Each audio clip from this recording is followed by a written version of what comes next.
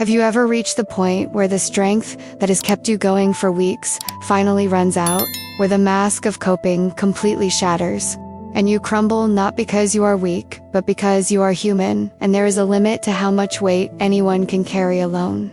Because for Emma Carson, that point arrived that Friday night when she sat on the edge of the bed in the temporary apartment under federal protection 3 hours after testifying under brutal scrutiny from a lawyer trained to destroy credibility, 2 hours after seeing Vincent Castellano watching from across the street with that smile that communicated that even with her testimony being allowed, he wasn't finished fighting. An hour after Jake finally called lawyer Marcus Chen and said those 4 words that changed everything: "I'm going to risk the trial." And in that moment, after maintaining composure through trial, after being strong when everyone needed her to be strong, after defending truth and relationships and her own sanity against systematic attacks, Seema finally allowed herself to completely crumble. Not the controlled, private crumbling she had allowed herself in moments over weeks, when anxiety became too intense, or when nightmares woke her at 3 in the morning.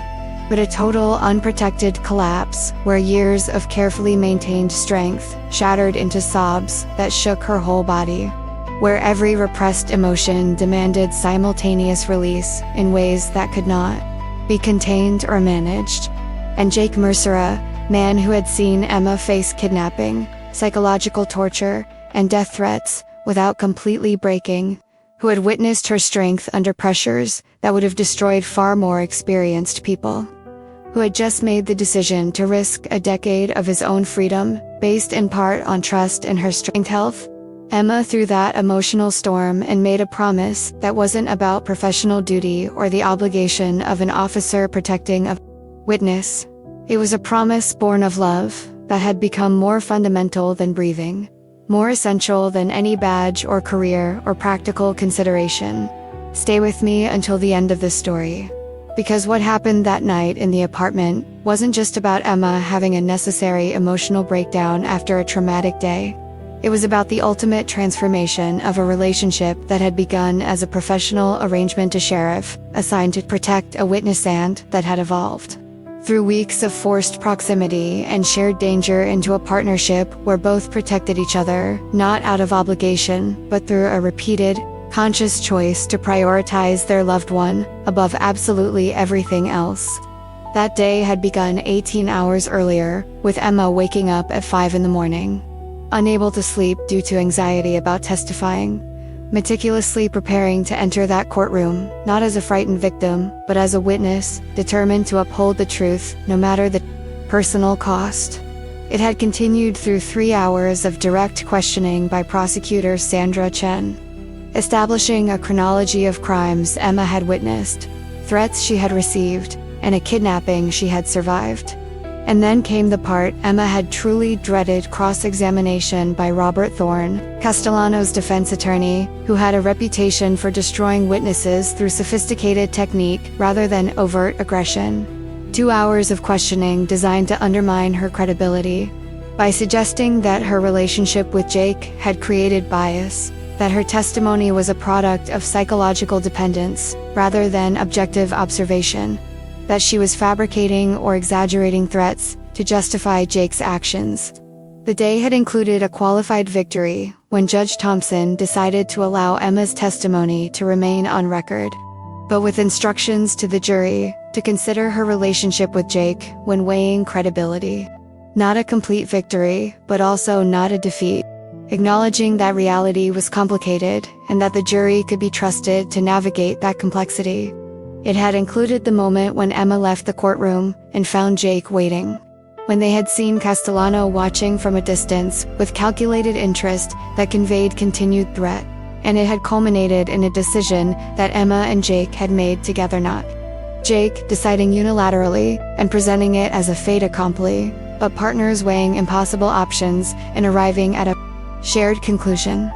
A decision to refuse the plea deal that prosecutor Chen had offered, where Jake would plead guilty to aggravated assault and accept a guaranteed 3 years in prison. A decision to risk a trial where a jury would decide whether Jake was a hero who had saved an innocent life, or a dangerous vigilante who had operated outside the law, where the outcome could be a complete acquittal or a conviction resulting in 10 years or more.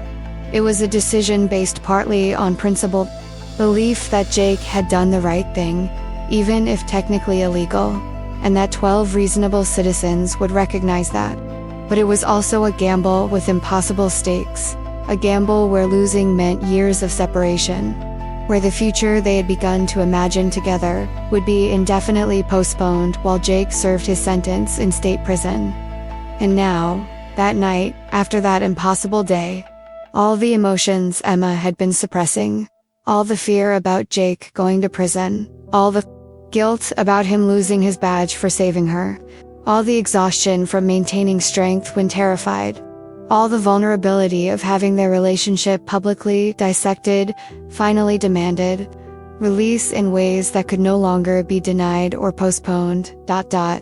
Emma sat on the edge of the bed, staring at her hands, which trembled slightly, a physical residue of adrenaline that had been coursing through her system for hours, and now had nowhere else to go.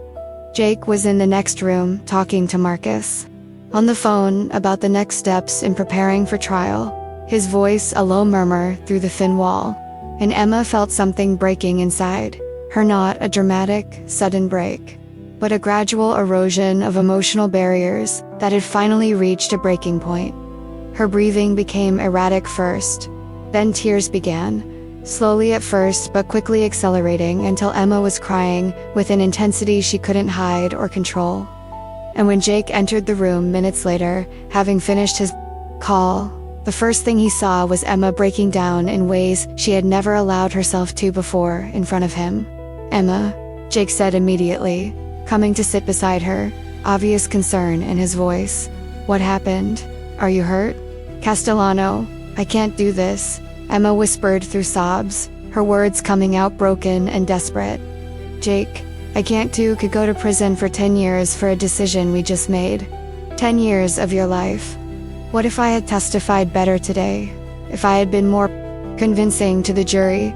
If I hadn't let Thorne make me defensive at certain moments? If you've ever been through that moment, where you finally admit to fears you've been keeping bottled up because verbalizing them makes them too real, where all the strength you've projected crumbles and you're vulnerable in terrifying ways. Share in the comments how you found the courage to open up, because what Emma was facing wasn't just abstract fear about the future, it was specific and concrete terror that decisions they had made together could result in the loss of years they would never recover, in a future fundamentally altered in ways that no preparation could truly mitigate. "Stop," Jake tried gently, his hands going to her shoulders. "Emma, you were amazing today." Chen said the testimony was stronger than he expected, that the jury clearly believed it, but what if that's not enough? Emma interrupted him, turning to look directly at him through tears that wouldn't stop. "Jake, you're risking a decade of your life based on a bet that a jury will see me as a credible witness about your character. And I just spent 3 hours being systematically attacked by a lawyer who is literally paid to make people doubt every word that comes out of my mouth. How can I be the foundation of your defense when I don't even know if I'm strong enough to?" And then Emma truly broke down, not just crying, but sobbing with an intensity that shook her whole body, years of carefully maintained strength finally shattering under the weight of everything she had carried. All the fear of Castellano and his organization, all the guilt over Jake losing his badge and career for saving her, all the exhaustion from weeks living in a constant state of alert, all the vulnerability of having the most private aspects of their relationship analyzed by strangers in court. And Jake didn't try to stop tears, or tell Emma to calm down, or offer empty reassurances that everything would be all right when they both knew the future was genuinely uncertain. Instead, he simply pulled her into a hug that was a physical anchor while her emotional world was crumbling.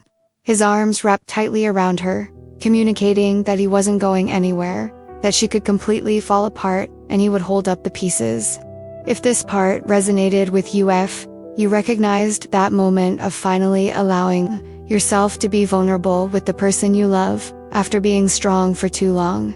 If you understood that, Sometimes completely falling apart isn't weakness, but a human need to release pent-up emotions. Leave a like here, because what comes next will show exactly what happens when strength is temporarily impossible, and you have to trust that the person by your side will hold you through the storm without judgment or expecting you to pull yourself together before you're ready. Let it out, Jake said softly against her hair, one hand tracing comforting circles on her back, while the other held her firmly. Emma, you've been through absolute hell today.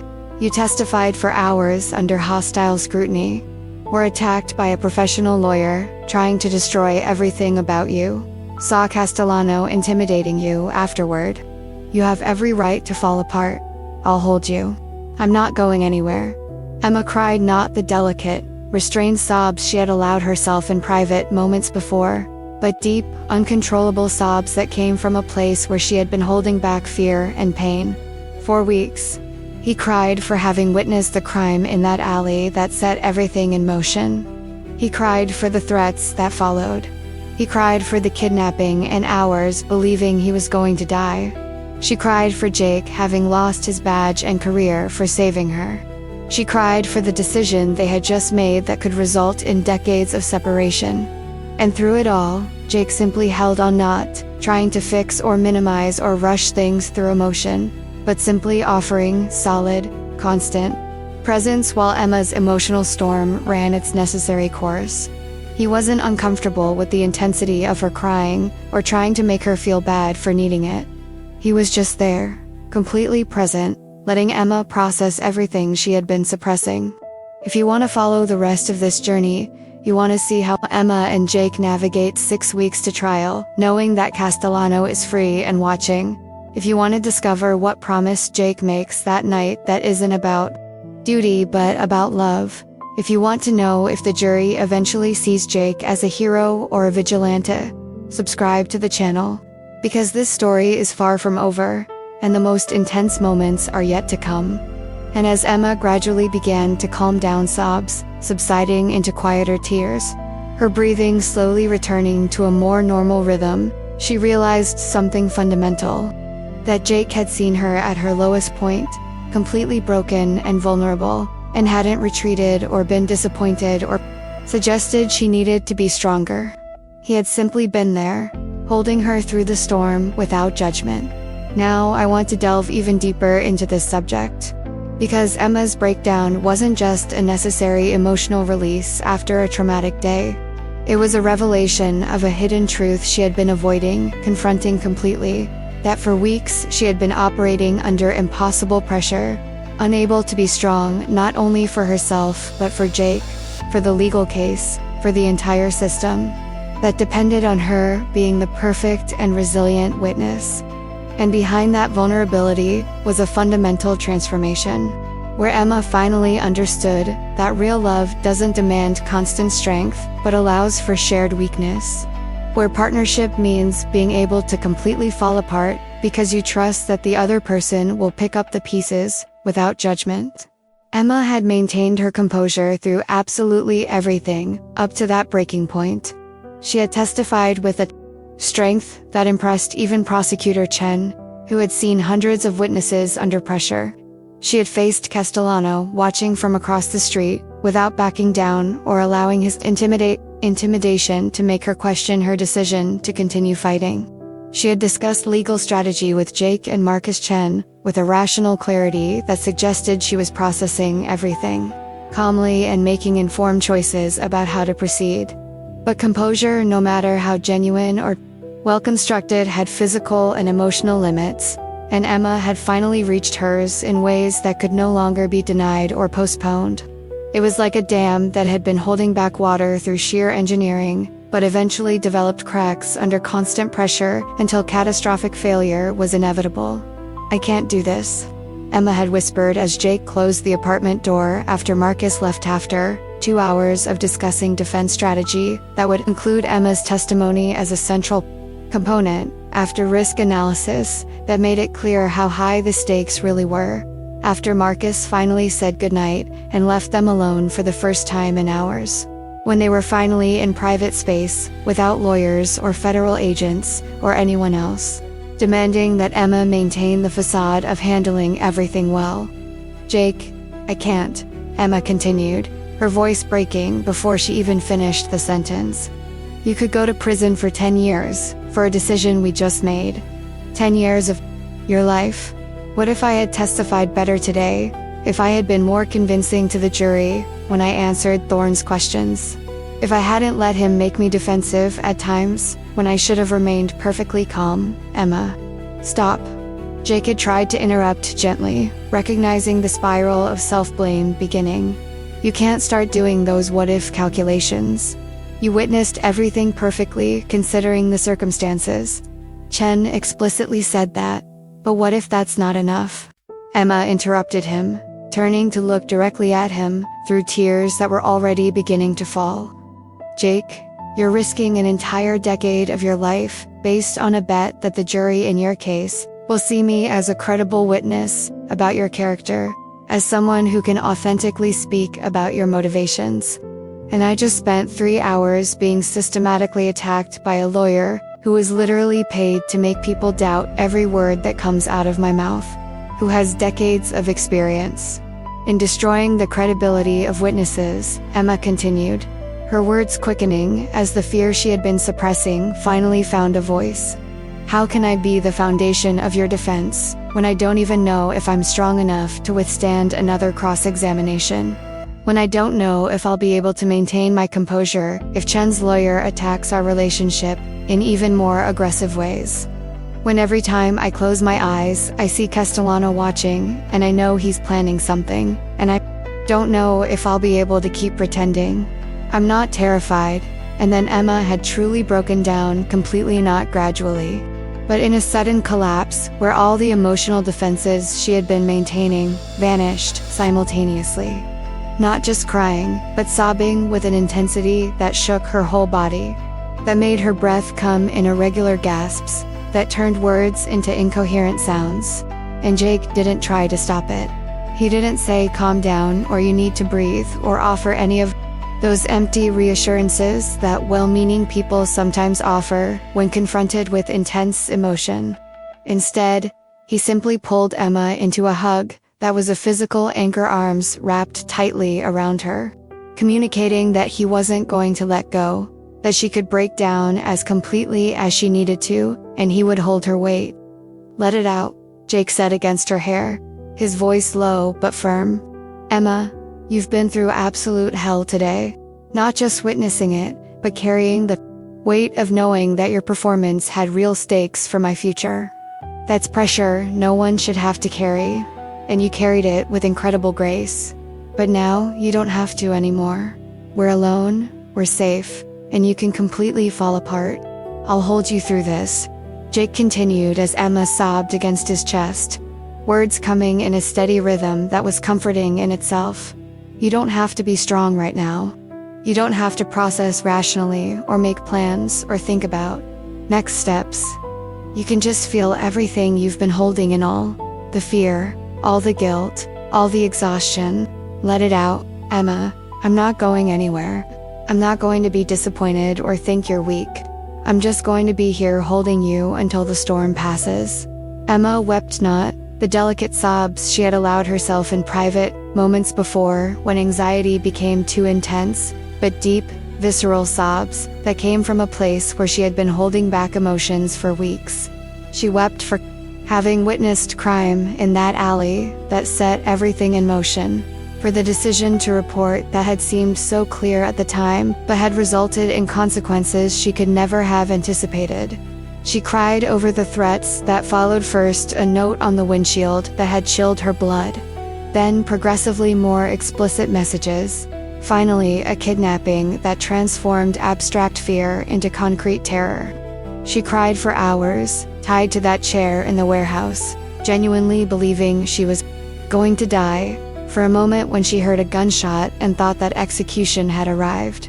She cried because Jake had lost a badge that meant everything to him, because his 14-year career had been destroyed in hours, because he had prioritized her life over protocol. She cried with guilt, knowing that every consequence Jake faced existed because she had needed to be saved. because she hadn't been strong enough or smart enough to protect herself. She cried because of the decision they had just made, refusing a 3-year plea deal and risking a trial where Jake could be acquitted or sentenced to a decade or more. She cried for the 6 weeks they had until the trial, during which they would have to live under the shadow of that uncertainty. She cried because of the possibility that Castellano would find a way to hurt her, even with federal protection. Because of the constant fear that had become the background of every waking moment. And through it all, through 20 minutes of intense sobbing that gradually subsided into quieter crying. Through broken words Emma tried to articulate between irregular breaths, Jake simply held on. He didn't try to fix things or minimize them or say everything would be alright when they both knew the future was genuinely uncertain. He simply offered a solid, constant presence. A physical anchor that allowed Emma to process her emotions without fear that her vulnerability would be used against her or seen as weakness. Comment below. Completely falling apart with someone requires a type of trust that can't be faked. Now, I want to delve even deeper into this subject, because Jake's decision to simply hold Emma through the emotional storm without trying to fix her or rush her through a process wasn't just instinctive kindness or the natural reaction of a compassionate person. It was a conscious choice based on a deep understanding of what Emma truly needed at that moment, not solutions or logic or rational perspective, but permission to be completely vulnerable without consequences. And behind that choice was Jake's own transformation. From a man who had spent his career solving problems through action, to a partner who understood that sometimes silent presence is the most powerful form of support. Jake didn't try to stop Emma's tears, or tell her to calm down, or breathe deeply, or any of those well-intentioned interventions people often offer when confronted with intense emotion, because their own discomfort with distress makes it difficult to simply witness it without trying to change it. He didn't offer empty reassurances that everything would be alright when they both knew the future was genuinely uncertain. That there was a real possibility Jake could be sentenced to years in prison. That Castellano's freedom represented a continued threat that federal protection couldn't completely mitigate. Instead, Jake simply held Emma, pulling her closer into a hug that was a physical anchor, while her emotional world crumbled in ways she had never allowed before. Letting her cry against his chest with the complete abandon that only comes when you finally stop trying to be strong. When you allow all the carefully constructed defenses to crumble, because you absolutely trust that the person holding you won't use vulnerability against you, or see weakness where there is only humanity. Let it out, Jake said softly, when Emma's sobs were so intense she was struggling to breathe properly, one hand tracing slow, comforting circles on her back, while the other held her tightly against him. Emma, you've been through absolute hell today. Not only testifying for hours under hostile scrutiny, but carrying the weight of knowing that every word you said was being weighed and analyzed and potentially used to determine my future. You were attacked by a professional lawyer who has decades of experience destroying witness credibility, who used every psychological technique in his arsenal to make you seem unreliable. Jake continued in a voice that was low, but firm. A steady rhythm of words providing structure that Emma could focus on when her breathing became too irregular. You saw Castellano intimidating you afterward, making sure you knew he was watching. That even with testimony being allowed, he wasn't finished fighting. And then you had to sit through 2 hours of Marcus explaining exactly how high stakes the decision to risk a trial really is. Listening to probabilities and scenarios, and everything that could go wrong. You have every right to fall apart, Jake said with a conviction that wouldn't allow Emma to feel ashamed about the intensity of her reaction. Not just a right, but a necessity. Emma, nobody can carry that kind of pressure indefinitely, without eventually needing to release it. And it's better, much better, to release it with someone who loves and understands you, than to try to keep holding on until you break in less controllable ways. I'll hold you, Jake added, a simple phrase, but laden with the promise of not going anywhere. Of being there through the entire duration of the emotional storm, no matter how long it took. It can all fall apart, Emma. I won't be scared or disappointed. I won't think you're weak or incapable. I'll just be here as an anchor while you process everything you've been holding in. Emma cried, not the delicate, controlled crying that people sometimes allow in private moments when emotion becomes too intense, but deep, visceral sobs that came from a place where she had been holding fear, guilt, and exhaustion for weeks without allowing proper release. The kind of crying that shook her whole body, that made her breath come in irregular gasps, that turned attempts to speak into incoherent sounds that Jake didn't try to decipher but simply recognized as an expression of pain that needed to be externalized. Emma wept for having witnessed a crime in that alley 3 months ago, the decision to stop when she heard a noise because she thought someone might need help. A decision that had seemed so simple and clear at the time, but had set in motion a chain of events that transformed her entire life. She wept for having recognized Castellano and made the choice to report instead of pretending she hadn't seen anything. A courageous choice that now seemed to have cost her far more than she could ever have anticipated. She cried over the threats that followed first, that note on the windshield that had transformed abstract concern into concrete fear, subsequent messages that escalated from veiled warnings to explicit threats. The moment she realized Castellano's organization knew where she lived and had the resources to turn those threats into reality. She cried for weeks, living in a constant state of alert, fear that had become the background of every moment, even as she tried to maintain an appearance of normalcy. She cried over the kidnapping that turned fear into terror, being ambushed in her own apartment by men with specific instructions, being tied to that chair in the storage room for hours, genuinely believing she was going to die. And the moment she heard a gunshot over the phone and thought an execution had arrived, before realizing it was Jake coming to save her. Emma cried because Jake had lost a badge that meant everything to him. Because his 14-year career had been destroyed in hours because he had prioritized her life over protocol and procedure. She cried from the guilt she carried, knowing that every consequence Jake faced, criminal charges, possible imprisonment, destruction of his professional identity, existed because she had needed to be saved, because she hadn't been strong enough or smart enough to protect herself from professional criminals. He wept over the decision they had just made to refuse a 3-year plea deal that at least provided certainty and risk a trial where Jake could be acquitted outright or sentenced to a decade or more. He wept for the 6 weeks they had until the trial, where they would have to live under the shadow of that impossible uncertainty, knowing that each passing day brought them closer to the moment when the jury would decide their fate.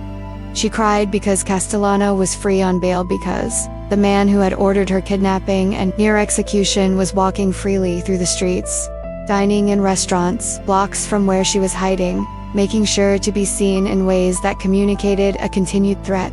She cried out of constant fear that he would find a way to hurt her, even with federal protection, that his resources were vast enough to overcome any security measure. And through all of that, through 30 minutes of intense sobbing that gradually began to subside, only because physical exhaustion eventually limited the intensity. Through broken words that Emma tried to articulate between irregular breaths about specific fears that terrified her. Jake just held on without trying to fix or minimize or offer a rational perspective that would have been completely useless at that moment.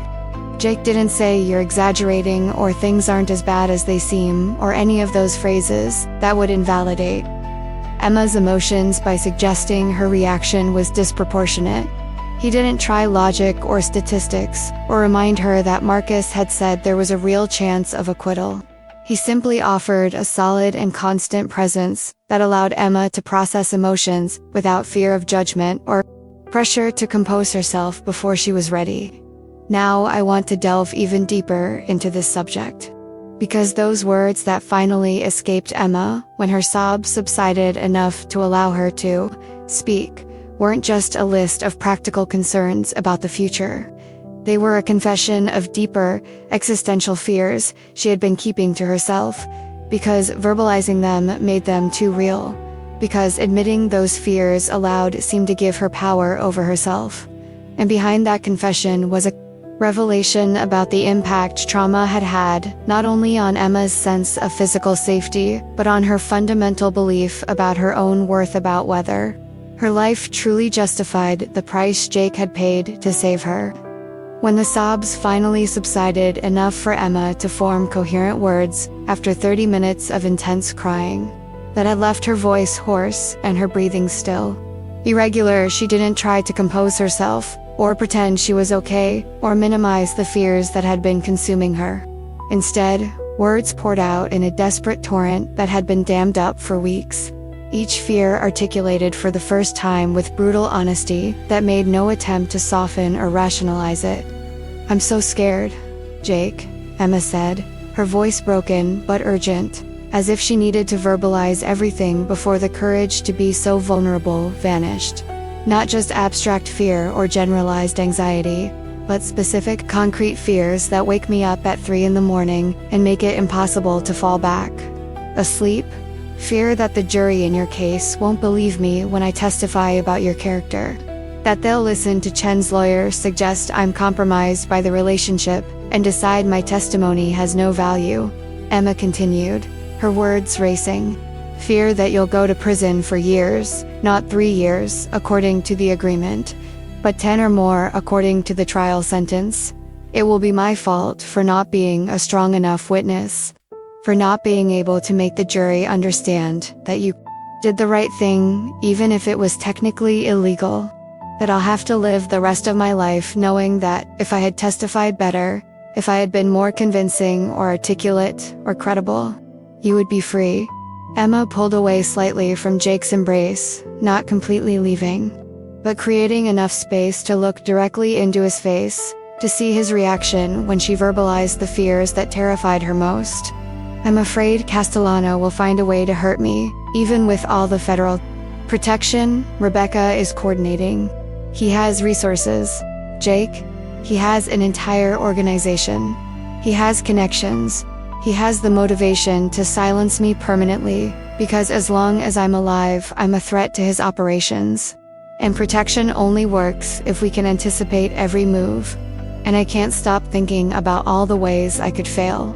Emma's voice trembled now, not just from the residual emotion of crying, but from genuine fear as she verbalized the worry that terrified her most. "And I'm afraid that the love we've built, love that's been tested through trauma and danger and impossible decisions, won't survive years of separation if you're convicted. That prison visits through glass and monitored phone calls and censored letters aren't enough to maintain a real connection. That eventually distance and time will erode what we have until, when you finally get out, we'll be strangers trying to rebuild something that no longer exists." Emma forced herself to continue through tears that began to fall again, through a voice that was breaking. "And Jake, I have the deepest fear of all the fear that you'll wake up one day, whether it's a week from now or a year from now, or 5 years in prison, and you'll realize that the price was too high. That the badge you carried for 14 years and the career that defined your entire identity were worth more than me. That you made the wrong choice in that warehouse when you decided to save me in ways that destroyed the entire future you had so carefully built." Emma was openly crying now, but maintaining eye contact, needing to see Jake's face as she confessed her most fundamental insecurity. "I'm afraid that eventually you'll look at me and see, not the person you love, but a constant reminder of everything you've lost. That every time you look at me you'll see a badge that's no longer there, a career that was ripped away, years of freedom potentially lost. And how can I live with that? How can I wake up each day knowing that my existence is the price you paid?" Jake had been listening intently as Emma verbalized a cascade of fears, and now he cupped her face in both hands, a touch that was gentle yet firm, forcing Emma to maintain eye contact, even through tears, communicating that what she was about to say was too important for misunderstanding. His thumb wiped away tears that continued to fall as he processed how to respond to the complete vulnerability Emma had just offered. "Emma," Jake said, and there was an intensity in his voice that made Emma stop crying, just to focus completely. Listen to this and believe it, because it's the most fundamental truth I know about myself. I will never wake up and think that you weren't worth every sacrifice. Not in a week, not in a year, not in a decade. If you go to prison and serve a full sentence. The badge was important to me. Yes, it was a symbol of identity that I had built since I was 22. It was part of how I saw myself and how the world saw me. Jake paused, choosing his next words carefully. But Emma, you're essential in ways that badge never was. Badge was part of my identity, but you've become the foundation of who I am. My love for you isn't an accessory or an addition to the life I already had. It's a fundamental transformation of priorities and values that I discovered when tested under real pressure. Jake continued, his voice growing firmer.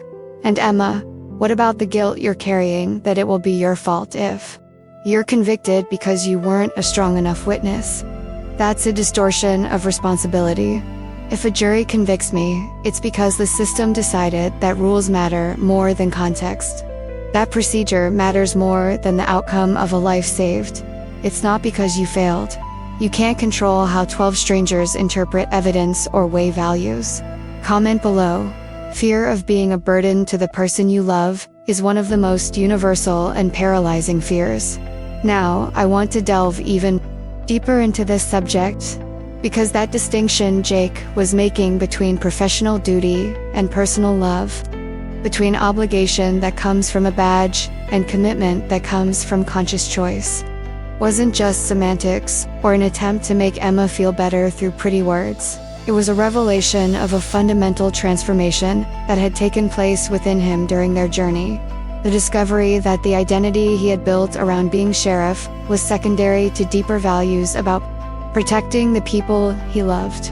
And behind that promise was a hidden truth about the impact losing his badge had had, not the destruction of who Jake was, but the liberation to be who he had always been, without the limitations of a professional role.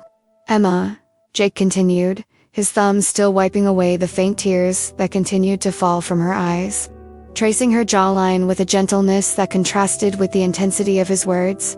I need you to understand the fundamental difference between what I do out of duty and what I do out of love. Because you're carrying guilt based on the premise that the protection I offer is an obligation that resentment will eventually corrode, but that fundamentally distorts the nature of my commitment. Jake paused, making sure Emma was fully focused. When I was your official protector, when Rebecca assigned me to coordinate security because I had experience and local resources, I had a professional duty to keep you safe. Clear protocol, established procedures, an obligation that came from the badge and oath I took when I became an officer. And Emma, I fulfilled that duty because I believed in the system. Because I had built my entire career around the idea that protecting innocent citizens was the most important job I could do.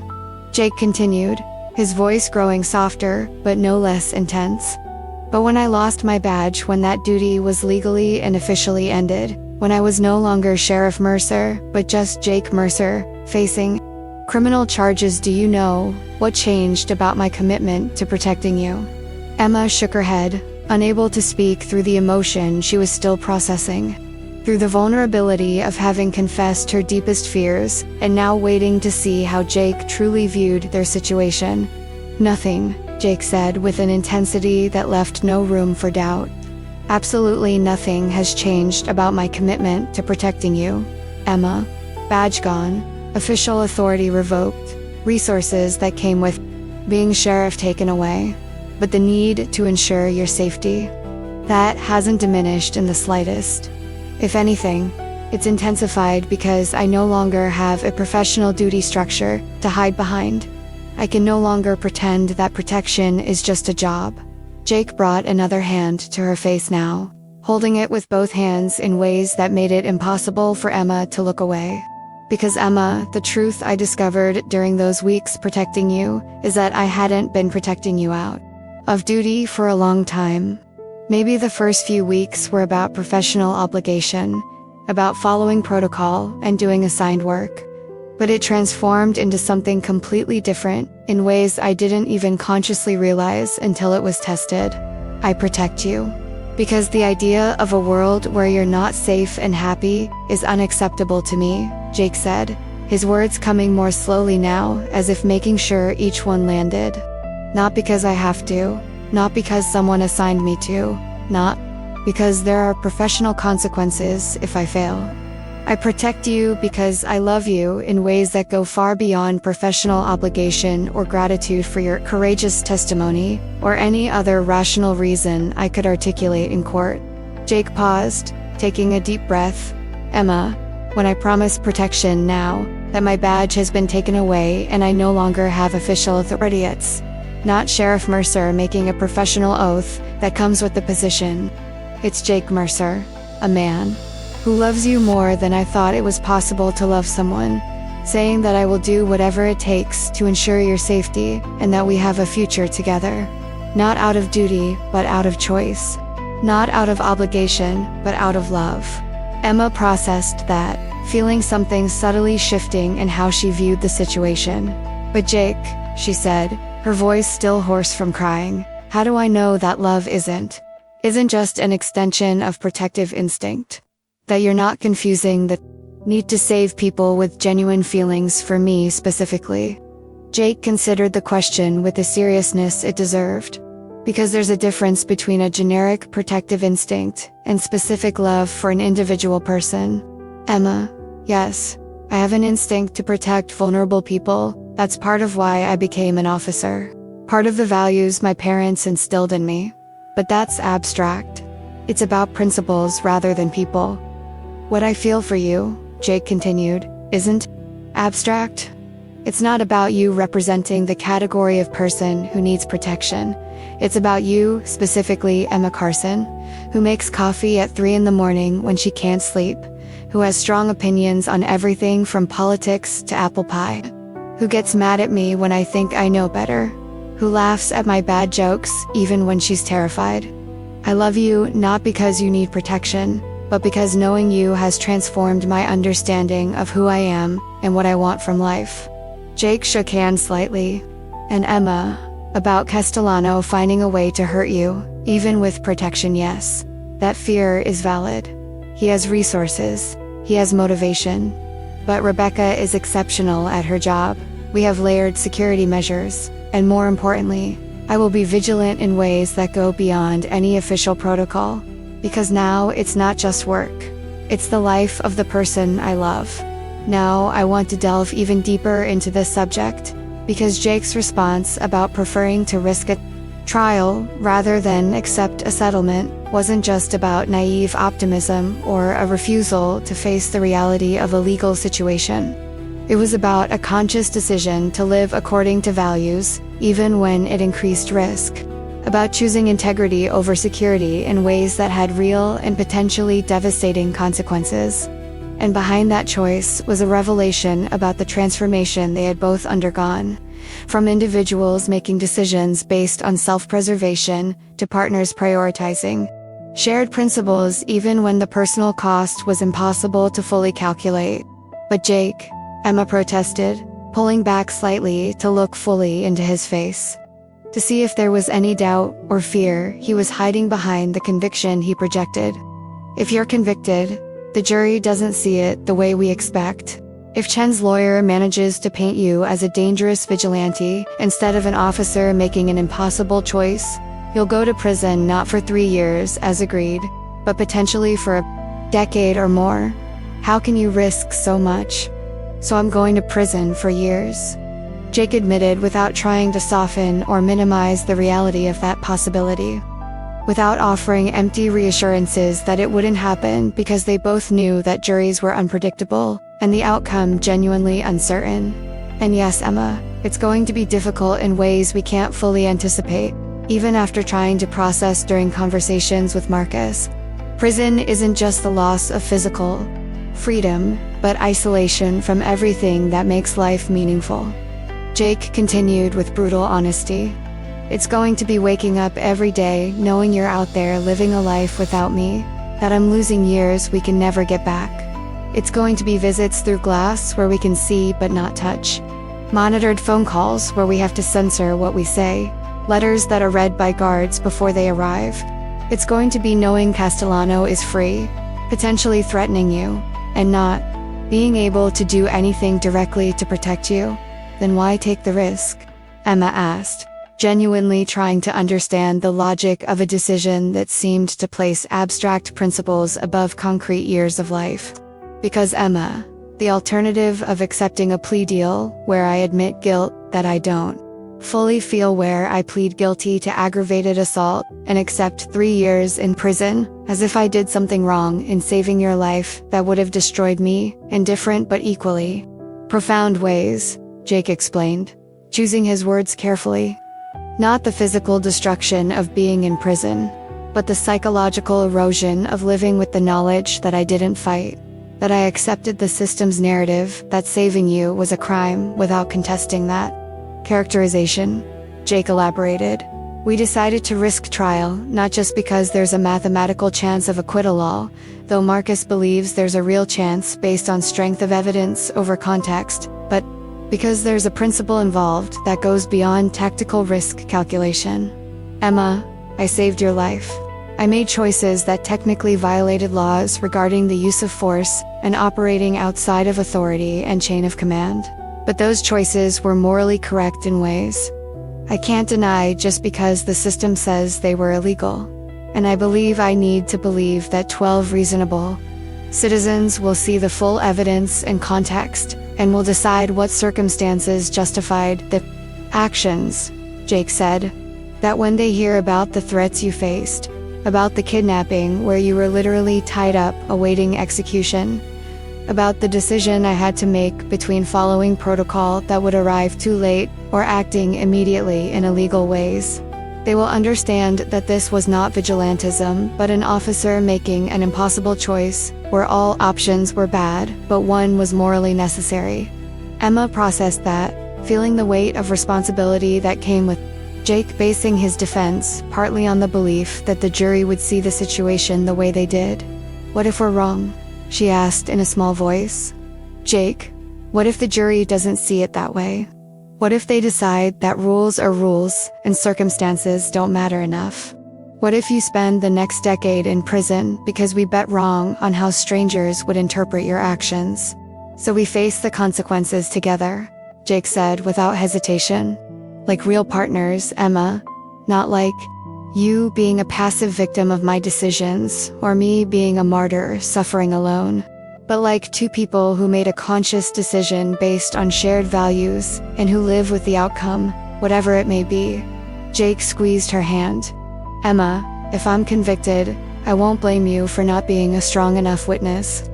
I'll know I made the choice to risk a trial, with my eyes open to the risks.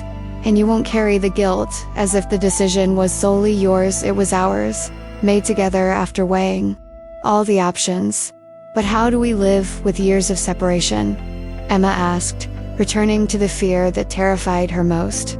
How do we maintain real connection through visiting glass and monitored phone calls?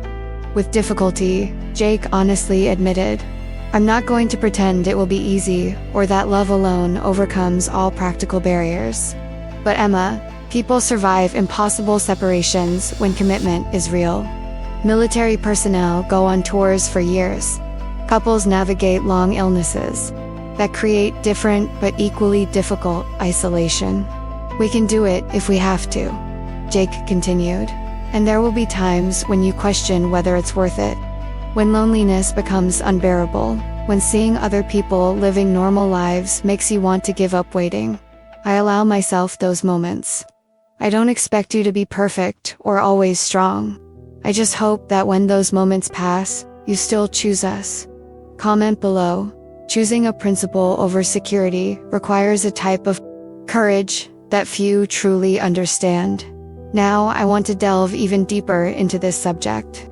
Because Emma's question whether Jake was truly afraid or if the strength he projected was completely genuine wasn't just curiosity about his emotional state. It was a search for confirmation that her vulnerability wasn't a unique weakness, That the person who seemed so certain and unwavering also struggled with terror about an uncertain future. And behind that question was the fundamental human need to know that she wasn't alone in her fear, that her partner also carried a burden even when he seemed to be bearing everything effortlessly. Emma processed what Jake had said about facing consequences together, about allowing moments of doubt without expecting constant perfection.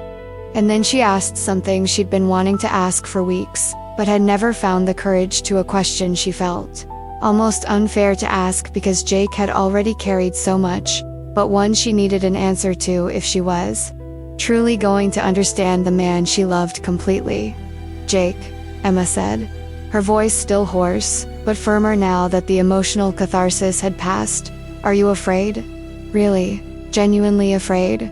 Because you always seem so sure about decisions, so strong when facing pressure, so unwavering even when the world is crumbling around you. And sometimes it makes me feel like my fears are weakness, like I should be able to face this with the same conviction that you project." Emma continued before Jake could interrupt. "But you have to be afraid of prison, of potentially losing a decade of your life. You have to be afraid of years you can never get back, of the future being fundamentally altered in ways none of us can really control. So, is it real? Or are you really so strong that it doesn't affect you the way it affects me?"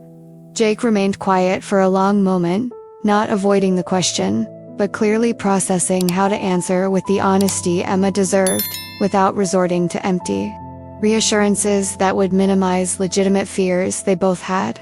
Emma saw expressions passing across his face: careful consideration, vulnerability he normally kept hidden, a decision to be completely honest even if it meant admitting weaknesses he had been concealing. "I'm terrified," Jake finally admitted, and there was something about the simplicity of that confession, no qualifications or explanations, just a direct acknowledgement of fear that made Emma breathe easier, because it meant she wasn't alone in her terror about the future. Not of prison itself as a physical environment. "Emma, I've survived far worse places during tours in the military.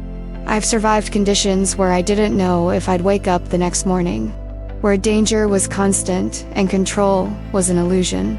Jake paused, choosing his words carefully. "But this is different. There, the danger was external and temporary. Here, loss isn't about physical survival, but about years of life I can never get back, years with you that would be permanently lost. I'm terrified of losing time that should be spent building our future together, of being trapped while life goes on without me on the outside." Jake continued, his voice growing hoarser with emotion he rarely allowed to show. "Terrified of not being there when you need me, not just for physical protection against Castellano, although that's part of it, but for everyday moments of life. If you're having a bad day and need someone just to listen. If something good happens and you want to share it immediately. If you wake up from a nightmare and need reassurance that you're safe. All those things partners do for each other. I can't do them if I'm behind a viewing window." "And Emma," Jake said, his vulnerability growing, "I'm terrified of the system punishing me for doing the right thing, in ways that tear us apart just when we finally find it. I spent 6 years carrying Sarah Hollis's guilt, 6 years alone because I wouldn't allow deep connections when I knew I had failed so fundamentally. And then I met you and discovered that I was still capable of love, that trauma hadn't destroyed that part of me. And now the system can take that away, not because I did something morally wrong, but because rules are more important than context." Jake paused, taking a deep breath. "And I have fears about you too, Emma. I'm afraid you'll wait for me for years 3 or 5 or 10, being loyal and faithful and keeping your commitment. And then, one day you'll wake up and realize you deserve someone who doesn't come with all the legal baggage and trauma that I carry. Someone who can offer a normal future without the complications of a criminal record or lost years or psychological scars from everything we've been through.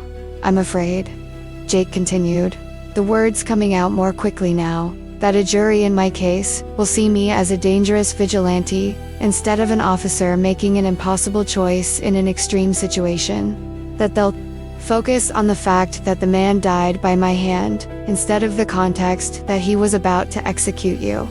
That they'll decide that no circumstance justifies an officer operating completely outside of authority, and that an example needs to be made.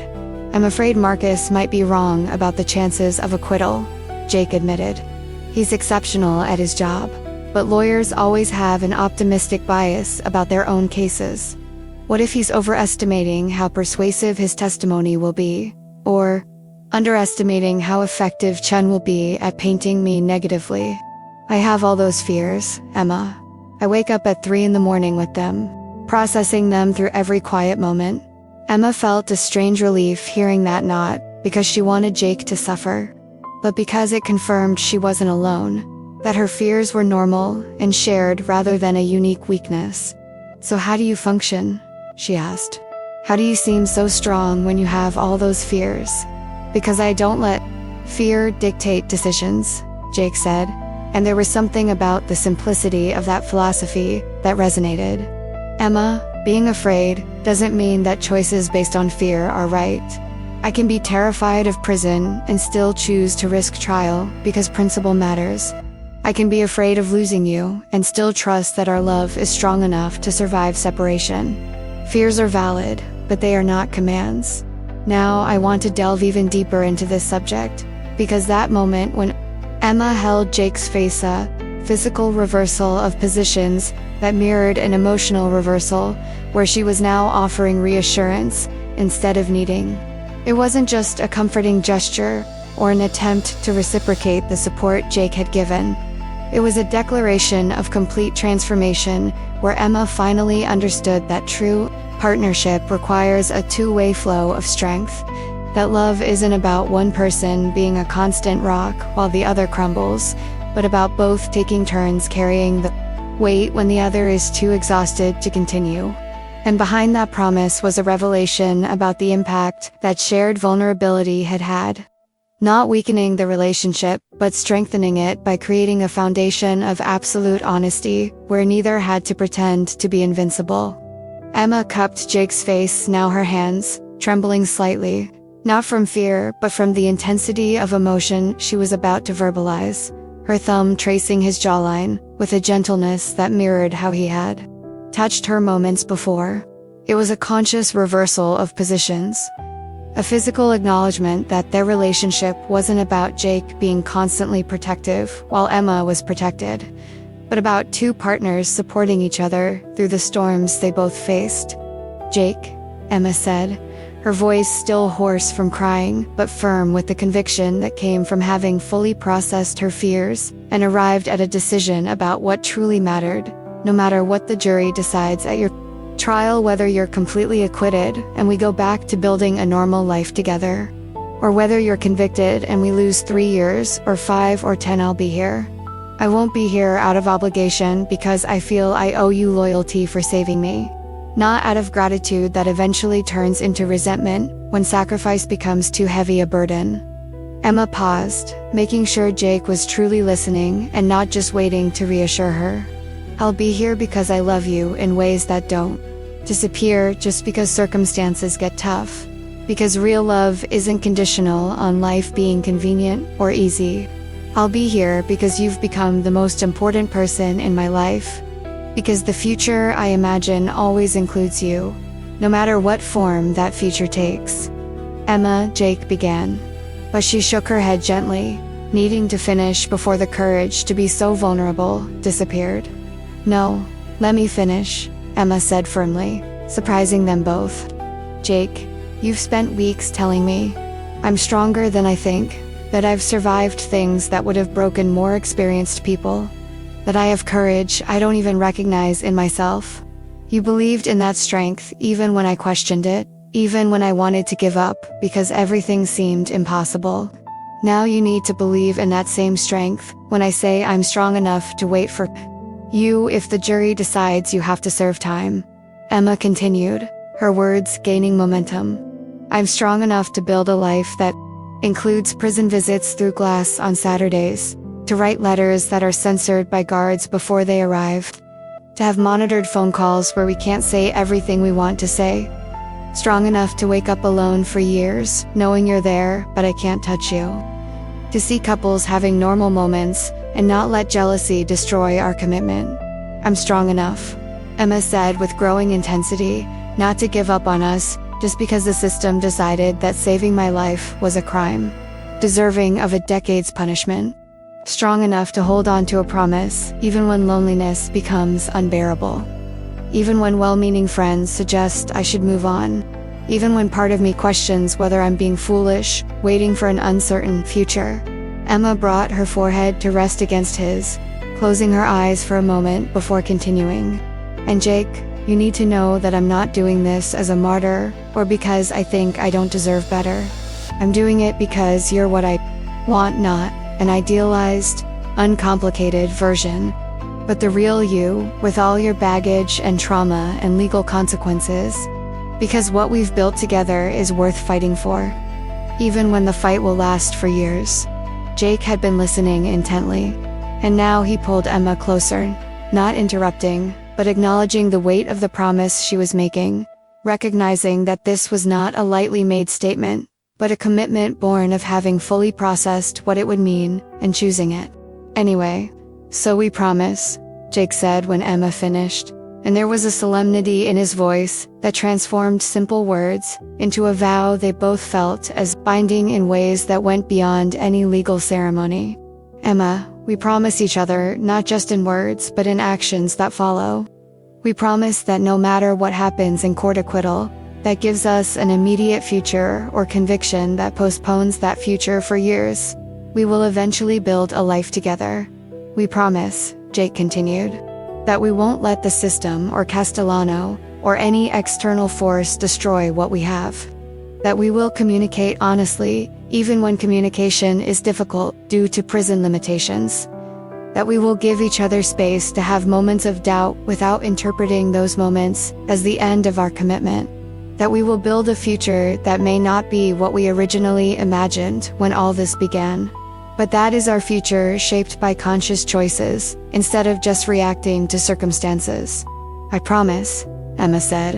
And those two words carried the weight of everything, of the fear she had confronted, of the strength she had discovered, of the love she had chosen to prioritize above safety and convenience. I promise, Jake repeated, and he had finished. It was a commitment rooted in what they both felt viscerally. Not empty promises or romantic platitudes, but a vow made with eyes wide open, aware of how difficult it would be to fulfill, of how many moments there would be where one or both would question whether it was possible, of the real sacrifices it would demand from both. They stayed like that for a long moment, foreheads touching, hands intertwined, breaths gradually synchronizing after a last-minute emotional storm. And there was a strange peace in that moment despite everything they were facing. A peace that came from finally verbalizing their deepest fears and most fundamental commitments. From knowing that they were truly together in facing an uncertain future. Comment below. Promises made with full knowledge of the cost are the only ones that truly matter. Now I want to delve even deeper into this subject. Because that moment of peace that Emma and Jake shared after promises were made wasn't just a temporary pause amidst the ongoing crisis.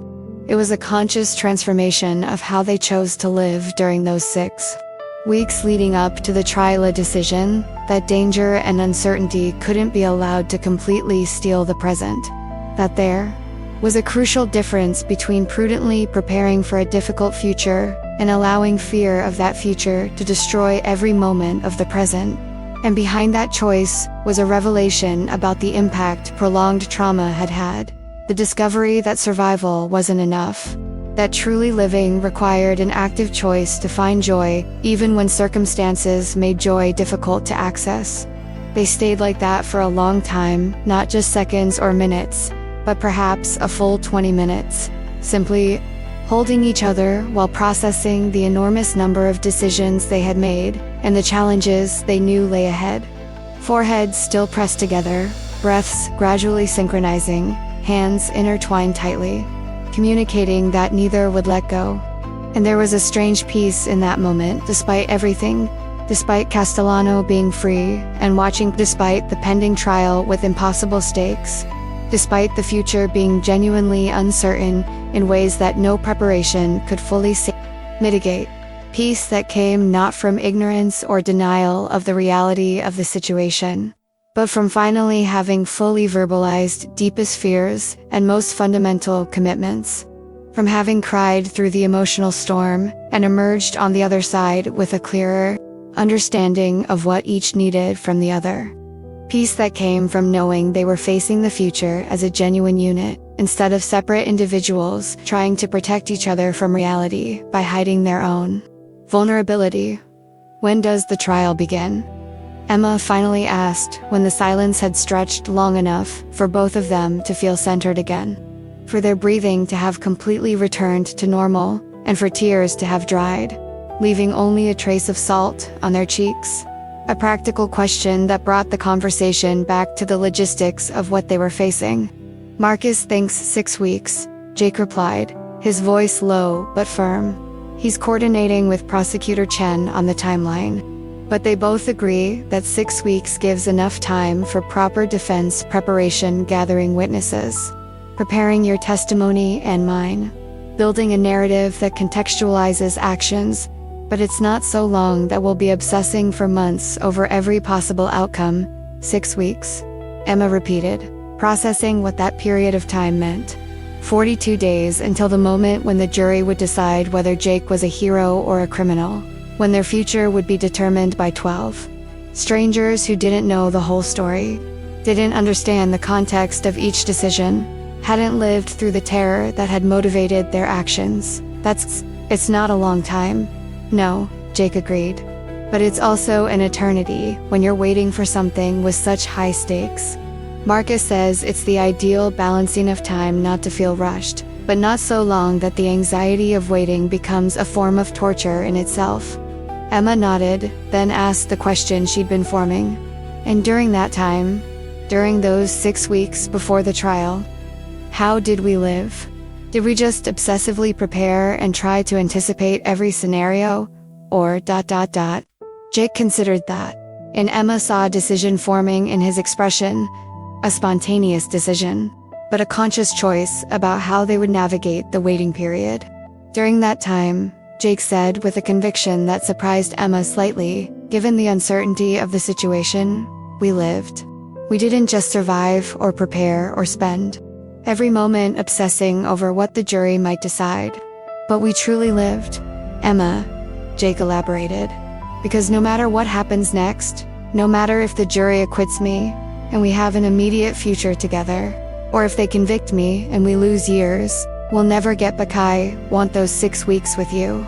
I want memories of us being genuinely happy instead of just stressed and bracing for potential disaster.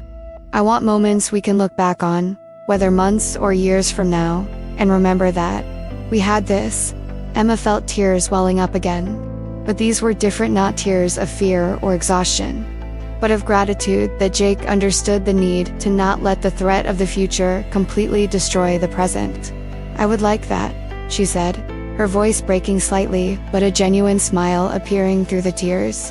Jake, I really would like that. Because you're right, we've spent weeks just surviving, just reacting to each new crisis. And I don't want these next 6 weeks to be more of the same. Jake squeezed her hand. So we make a conscious plan. Yes, we prepare for trial. We meet with Marcus when necessary, practice testimony, do the legal work that needs to be done. But we also do normal things that couples do. We cook together, watch silly movies, have conversations about nothing important, laugh when possible. What if Castellano escalates threats during that time? Emma asked, practical concern seeping through hope. So we deal with it when it happens, Jake said.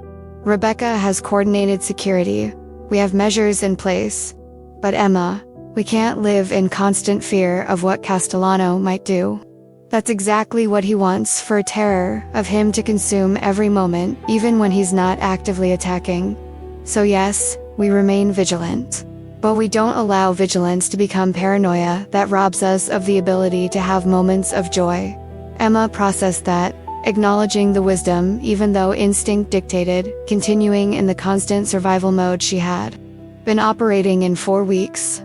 So how do we begin? She asked. How do we shift from merely surviving to truly living when circumstances haven't changed? Castellano is still a threat. The trial is still pending. The future is still uncertain.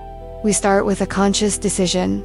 Jake said that the next 6 weeks aren't just a countdown to trial, but a period of life that has value in itself. And then we make small, consistent choices that reflect that decision. Tomorrow, for example, instead of spending the whole day reviewing legal documents, we'll have breakfast together for real.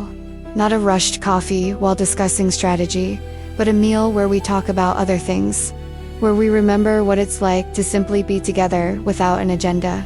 Jake continued. And maybe on the weekend, we'll ask Rebecca to coordinate security and we'll go somewhere outside of this city.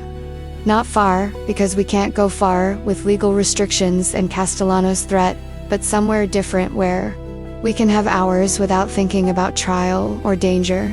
A beach, maybe? Or a mountain trail, where we can just walk and breathe and remember that there's a world beyond the courtroom and the safe apartment. Emma felt hope, growing, not naive hope, that everything would be all right, but a more realistic hope that they could find moments of normalcy and even happiness amidst the crisis. And at night, she asked, when anxiety tends to worsen and fears return, at night we talk, Jake said. When anxiety gets intense, we don't pretend it doesn't exist, but we also don't let it consume us. We verbalize it, process it together like we did tonight, and then consciously choose to focus on something else. Reading together maybe, or watching something that distracts us, or simply lying down and just being present without needing to solve everything. Now I want to delve even deeper into this subject. Because that plan Jake had articulated to live consciously for 6 weeks, instead of just surviving in standby mode, wasn't just pretty philosophy or an attempt to make Emma feel better about an impossible situation. It was a deliberate strategy based on the understanding that prolonged trauma corrodes not through single dramatic events, but through the constant erosion of the capacity to experience joy, through the gradual transformation of life into an exercise of perpetual survival. And behind that choice was a revelation about the difference between allowing circumstances to dictate quality of life versus claiming agency over experience, even when you can't control the outcome.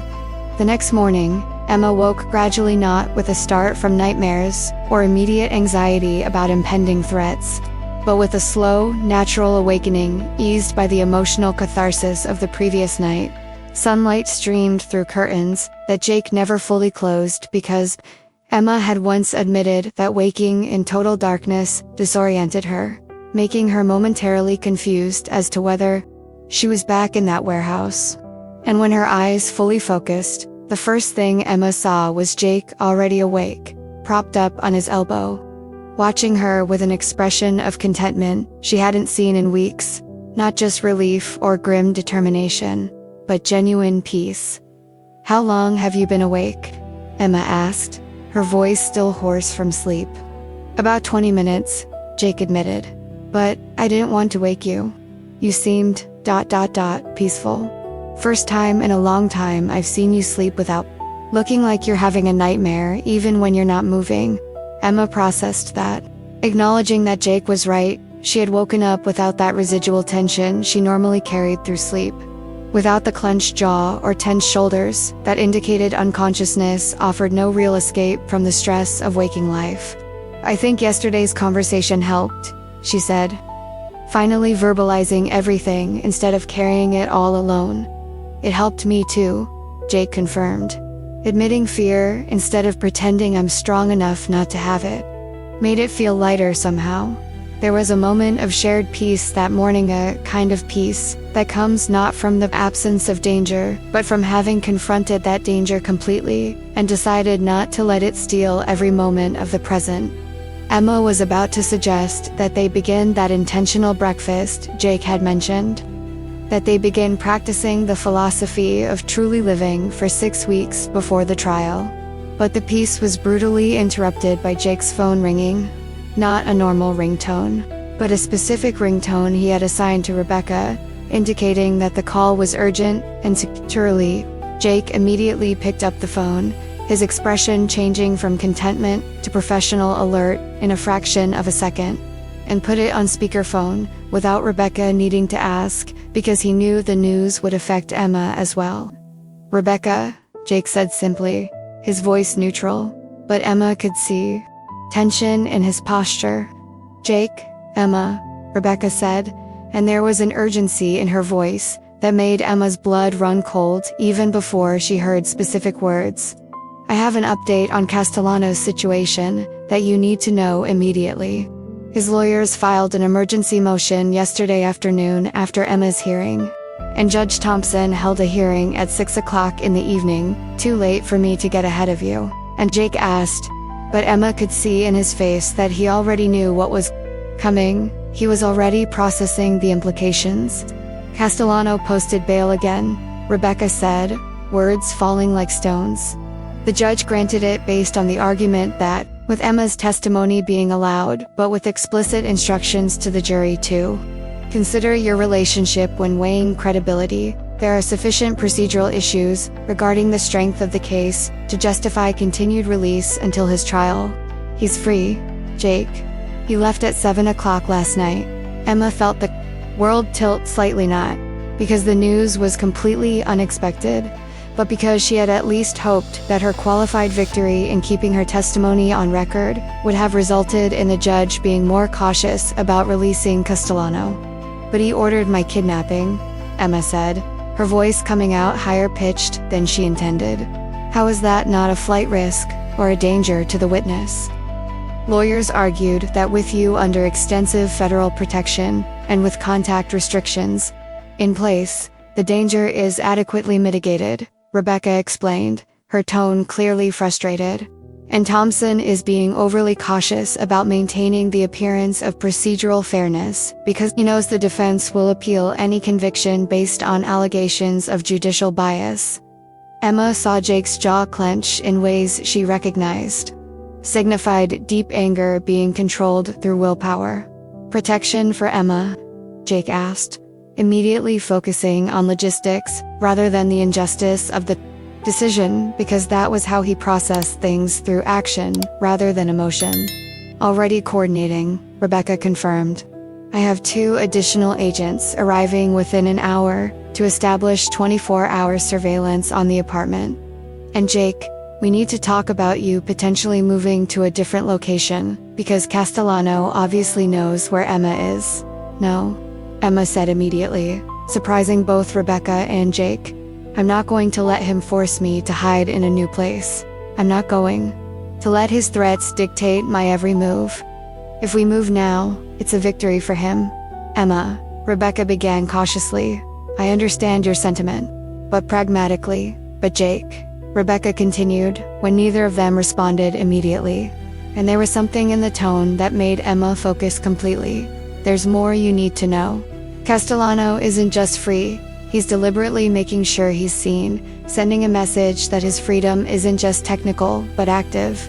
Rebecca paused. "Last night, approximately 3 hours after being released, he dined at Bella Vista, an Italian restaurant, exactly 3 blocks from Emma's temporary apartment, not technically violating the restraining order, because it's outside the 500-foot radius, but sending a completely clear message that he knows where Emma is and isn't afraid to operate nearby." After, Rebecca hung up, promising to call back with details about increased protection. Emma looked at Jake and saw a mixture of anger, frustration, and determination on his face.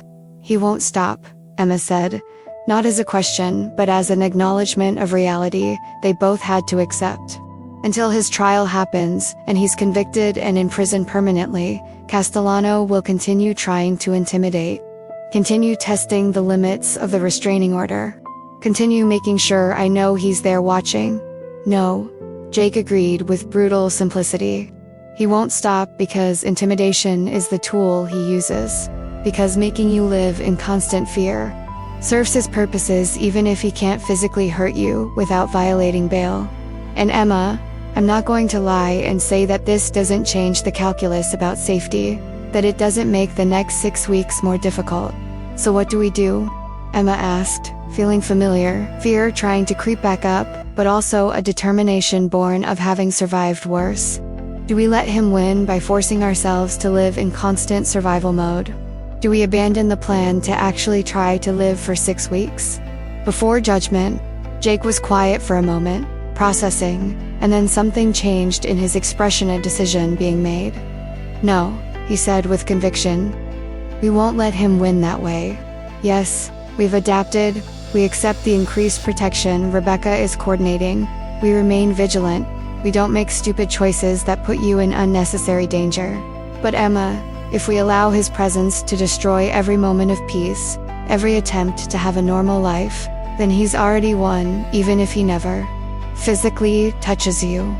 So we fought, Emma said, not as a question, but as a declaration of commitment, born from everything they had been through together, not backing down in fear, not allowing ourselves to be intimidated into paralysis. We fought for justice in his trial. We fought for a future in his trial. We fought for the love we built that is worth every sacrifice and every moment of fear. Comment below. Sometimes fighting means refusing to allow threats to steal your ability to live. Jake pulled Emma into a hug that was both physical protection and an emotional promise. So we fight, he repeated. And while we fight, we also live. Because Emma, letting Castellano steal the next 6 weeks, would be a betrayal of everything we survived to get here. So yes, we stay safe. Yes, we accept the protection Rebecca coordinates. But we also have that intentional breakfast we planned. We also find moments of laughter amidst the fear. We also build memories worth keeping. Emma stepped back slightly to look at his face. How do you do it? She asked with genuine admiration. How do you transform devastating news about Castellano being free into not denial, but a determination not to let it destroy us? Because I learned, Jake said, that trauma wins not through a single event, but through allowing it to corrode the capacity to live. Sarah Hollis taught me that not through her death, but through how I carried guilt afterward. I let that guilt consume 6 years. Destroy relationships, turn life into an exercise in penance. And I won't do that again. Emma, I won't let Castellano or the system or any external force steal the time we have together. Emma nodded, feeling something settling deeply within her, not naivete about the danger they faced, but a conscious choice about how they would live amidst that danger. So, we begin today, she said. We begin with that breakfast. And then, even with Castellano free, even with the trial in 6 weeks, we find ways to have moments of normalcy. Even if it's just an hour, even if we have to fight for every minute of peace. We start today. Jake agreed, sealing the promise with a kiss that was both tenderness and a commitment to face whatever came their way. And as Emma and Jake moved into the kitchen to begin that intentional breakfast, the first step in a conscious choice to live, instead of merely surviving, they both understood something fundamental. That sometimes the ending isn't about perfect resolution where every threat disappears and the future becomes certain. Sometimes the ending is about a commitment to facing imperfection together, about choosing love and life, even when circumstances make that choice difficult. Love built through trauma and tested under impossible pressure, through kidnapping and rescue, through lost badges and criminal charges, through brutal testimony and continued threats, was love that had proven strong enough to survive whatever came. Not because it was invulnerable, or because it ignored the reality of danger, but because it was consciously chosen each day despite that reality. Because real protection didn't come from badges or legal systems that had repeatedly failed. It came from 2 people repeatedly choosing to stand and fight side by side, no matter the cost. It came from promises made not in easy times when cost was abstract, but in moments of complete vulnerability, when both understood exactly how much those promises would demand. And as 6 weeks to trial began, while Castellano watched from a calculated distance, and the threat remained real. Emma and Jake faced the future, not with the certainty that everything would be alright, because he didn't have that certainty, but with the certainty that they would face whatever came together. Look, if this kind of story makes sense to you, if you understand that true love is tested, not in easy times but when you have to choose between security and principles, between letting fear dictate your life or claiming moments of joy amidst crisis, between giving up when it gets too hard or promising to stay even when you don't know if you'll be able to, subscribing to this channel is the way to continue walking with me on this journey. Because Jake and Emma still have 6 weeks until his trial. They still have to figure out if the jury will see him as a hero or a vigilante. And there's still the real threat of Castellano operating in the shadows. And we still don't know if the promises they made will be enough when tested by years of separation, if love built through trauma can create a future worth all the sacrifices. Comment below. I'm with you until the end, because I need to know if you're as invested as I am. If you felt that moment when Emma finally completely broke down, and Jake just held on without trying to fix it. If you understood why choosing to live amidst threat is an act of resistance. If you believe that love that demands absolute vulnerability is love worth fighting for. And if this touched you in any way, you felt your heart clench when Jake admitted to being terrified but chose not to let fear dictate decisions. If you recognized that strange peace that comes from finally verbalizing your deepest fears. If you understood that promises made with full knowledge of the cost are the only ones that truly matter, leave a like so I know it's you telling me that these stories about finding strength through shared vulnerability, about choosing a partner even when circumstances make that choice impossible, truly resonate. There's a video over here that continues in the same vein. Click and follow along with me there. See you soon.